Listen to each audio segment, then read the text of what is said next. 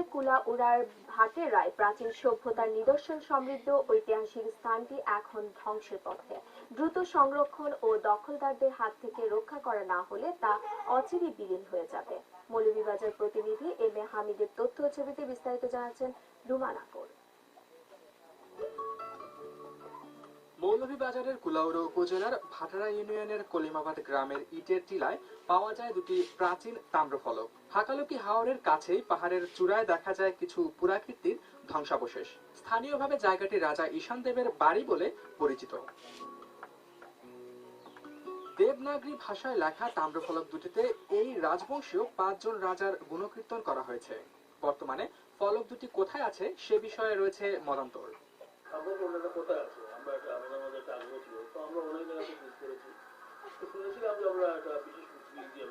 টিলা আর জঙ্গলে পরিপূর্ণ জায়গাটিতে 1905 সালের একটি নোটিশ দেখতে পাওয়া যায়। স্থানীয়রা বলেন, ব্রিটিশ ও পাকিস্তান আমলে পুরাকীর্তি রক্ষণাবেক্ষণে সরকারি অনুদান আসলেও স্বাধীন বাংলাদেশে তা বন্ধ হয়ে যায়।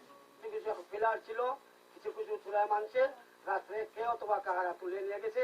আমরা অনেক সময় পাইতাম এখানে গর্ত হয়েছে, বিশেষ করে কাঁটাতারের বেড়া দিয়ে এটাকে সংরক্ষণ করে রাখার আমার ইচ্ছে আছে। ঐতিহাসিক স্থানটির সামান্য ভূমি ছাড়া বাদবাকি সব জমি বেদখল হয়ে গেছে। সংশ্লিষ্ট ডকুমেন্টগুলো জোগাড় করার চেষ্টা করছি এবং এগুলো জোগাড় করার পর আমরা পরবর্তী পদক্ষেপের জন্য নির্ধারিত মন্ত্রণালয় এবং বিশেষ করে পরবর্তী বিভাগকে আমরা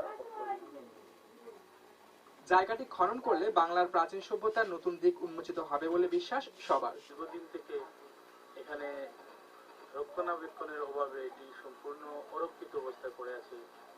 এটির কোনো সীমানা নির্ধারণ করা নাই, শুধু সরকারিভাবে একটি সাইনবোর্ড ঝুলানো আছে। একটা স্মৃতি হিসাবে ধরে রাখার জন্য তার চারদিকে একটা দেয়ালা বা প্রাচীর নির্মাণ করে এটাকে সংরক্ষিত করা হোক।